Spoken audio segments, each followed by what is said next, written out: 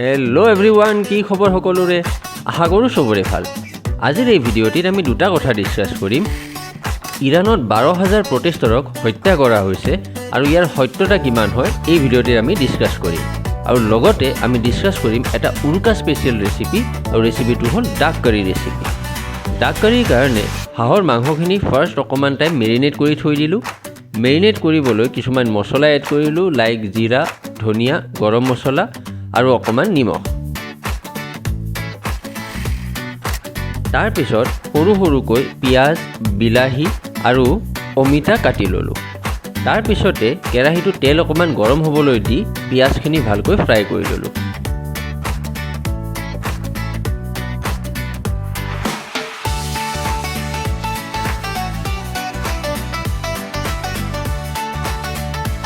পিঁয়াজখিনি ভালকৈ ফ্ৰাই হোৱাৰ পিছত অকণমান দি দিলোঁ নিমখ, আৰু তাৰপিছতে এড কৰি দিলোঁ কাটি থোৱা বিলাহীখিনি। বিলাহীখিনি দি দিয়াৰ পিছতে পিঁয়াজখিনিৰ লগত অকণমান ফ্ৰাই কৰি ল'লোঁ।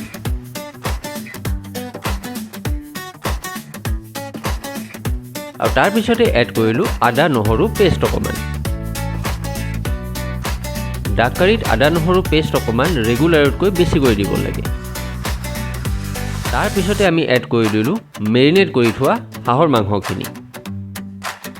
হাঁহৰ মাংসখিনি দি দিয়াৰ পিছতে মিক্সাৰটোৰ লগত প্ৰপাৰলি মিক্স কৰি ল'লোঁ আৰু অকণমান টাইম ল' ফ্লেমত সিজিবলৈ থৈ দিলোঁ। অকণমান ভালকৈ সিজাৰ পিছতে আমি এড কৰি দিলোঁ সৰু সৰুকৈ কাটি থোৱা অমিতাখিনি। আপুনি অমিতাৰ জেগাত জহা কোমোৰাও দিব পাৰে। অমিতাখিনি দি দিয়াৰ পিছতে মিক্সাৰটোৰ লগত ভালকৈ মিক্স কৰি ল'লোঁ আৰু ল' ফ্লেমত অকণমান টাইম সিজিবলৈ থৈ দিলোঁ। তাৰপিছতে আমি এড কৰিলোঁ কিছুমান মছলা, লাইক জিৰা, ধনিয়া, গৰম মছলা আৰু অকণমান হালধি গুড়ি।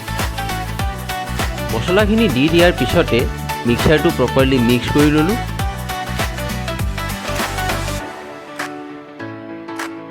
আৰু ল' ফ্লেমত আৰু অকণমান টাইম সিজিবলৈ থৈ দিলোঁ। হাঁহৰ মাংস যিহেতু অকণমান টাইট হয়, ইয়াক বইল হ'বলৈ অকণমান বেছি টাইম দিব লগা হয়।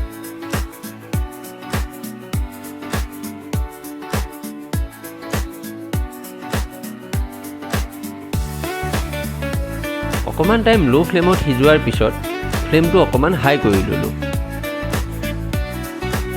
আৰু তাৰপিছতে আমি এড কৰিলোঁ অকণমান পানী। পানীখিনি দিয়াৰ পিছতে মিক্সাৰটো প্ৰপাৰলি পানীখিনিৰ লগত মিক্স কৰি ল'লোঁ।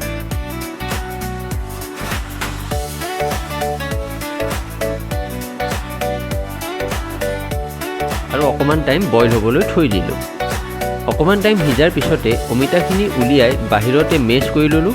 আৰু তাৰপিছতে মেছ কৰা অমিতাখিনি গ্ৰেভিটোত দি দিলোঁ।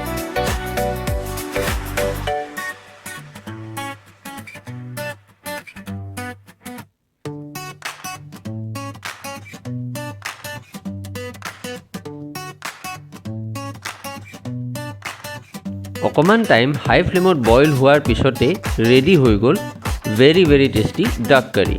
অসমীয়া মানুহৰ কাৰণে ডাক কাৰী অনলি এটা ৰেচিপি নহয়, ই অসমীয়াৰ ইম'শ্যন।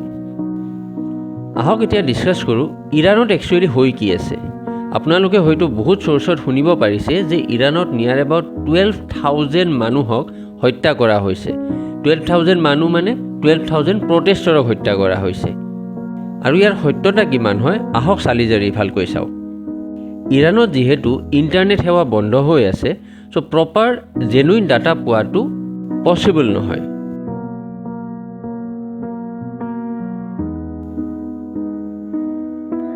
আহক US প্ৰেছিডেণ্ট ডনাল্ড ট্ৰাম্পে ইৰাণৰ প্ৰটেষ্টৰ বিষয়ে কি কৈছে এবাৰ শুনি লওক। And by the way, to all Iranian patriots, keep protesting, take over your institutions if possible, and save the name of the killers and the abusers that are abusing you. You're being very badly abused. এই ভিডিঅ'টিত Donald ট্ৰাম্পে ইৰাণৰ প্ৰটেষ্টৰক protest জাৰি ৰাখিবলৈ আহ্বান জনাইছে। ইৰাণৰ যিটো protest হৈ আছে, এই প্ৰটেষ্টৰ সক্ৰিয় ভূমিকা লৈছে ইৰাণৰ শ্বেখ শ্বাহ মহম্মদ ৰেজা পাহলাভিৰ পুত্ৰ ৰেজা পাহলাভিয়ে। ৰেজা পাহলাভি বৰ্তমান ইউএছত জীৱন নিৰ্বাহ কৰি আছে আৰু তাৰ পৰাই সামাজিক মাধ্যমৰ যোগেৰে প্ৰতিবাদকাৰীসকলক ৰাজপথলৈ নামি আহিবলৈ আহ্বান জনাইছে।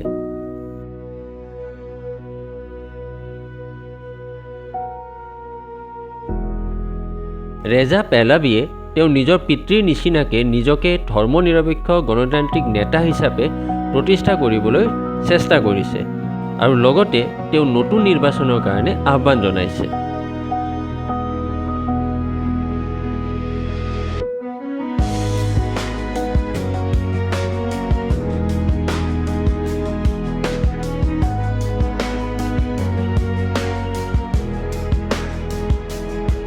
সুপ্ৰিম লিডাৰ খামেনেই ইছলামিক ৰিপাব্লিকৰ পতন নিশ্চিত বুলি কৈ তেওঁ পৰৱৰ্তী চৰকাৰৰ গঠনৰ বাবে প্ৰস্তাৱ দিছে। এই প্ৰটেষ্টৰ মাজতে বহুকেইটা মছজিদ আৰু চৰকাৰী অফিচো জ্বলাই দিয়া হৈছে।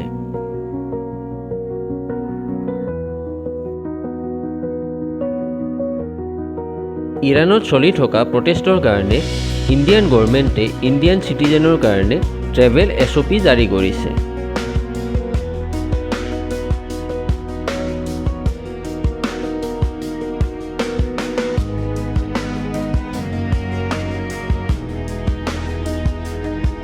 ইৰাণত থকা ভাৰতীয় নাগৰিকসকললৈকে বিক্ষোভৰ এলেকাৰ পৰা দূৰত থাকিবলৈ অলৰেডি কোৱা হৈছে আৰু লগতে ইৰাণলৈ অপ্ৰয়োজনীয় ভ্ৰমণ এৰাই ৰাখিবলৈ আহ্বান জনাইছে। এই চিটুৱেশ্যনটো আৰু বেছি ক্ৰিটিকেল হ'লে ভাৰতীয়সকলক ভাৰতলৈ উভতাই অনাৰ ব্যৱস্থা কৰিব বুলিও জনাইছে। ইৰাণত চলি থকা প্ৰটেষ্টৰৰ মৃত্যু আৰু আহতৰ সংখ্যা বেলেগ বেলেগ চ'ৰ্চৰ পৰা বেলেগ বেলেগ তথ্য পোৱা গৈছে। কিছুমান মানৱাধিকাৰ সংস্থাই জনাইছে যে মৃতকৰ সংখ্যা 646 হয়।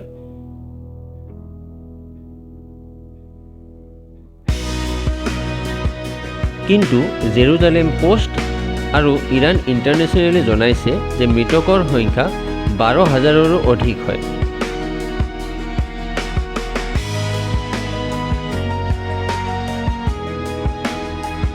চৰকাৰ বিৰোধী প্ৰটেষ্টৰ ফটো নাইবা ভিডিঅ' হয়তো আপুনি ছ'চিয়েল মিডিয়াত দেখি পাইছে, বাট ছ'চিয়েল মিডিয়াত কিছুমান এনেকুৱা প্ৰটেষ্টৰো ভিডিঅ' ভাইৰেল হৈ আছে US আৰু ইজৰাইলৰ এগেইনষ্টত প্ৰটেষ্ট কৰাও দেখা গৈছে।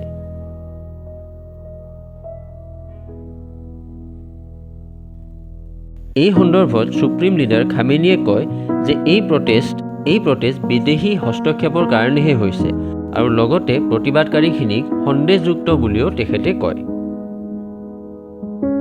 আজিৰ ভিডিঅ'টি বা সিমানটিয়েই। যদি ভাল পাইছে তেনেহ'লে লাইক কৰি দিব আৰু যদি আপুনি চেনেলটোত নতুন হয় তেনেহ'লে শ্বেয়াৰ এণ্ড ছাবস্ক্ৰাইব কৰিব নাপাহৰিব।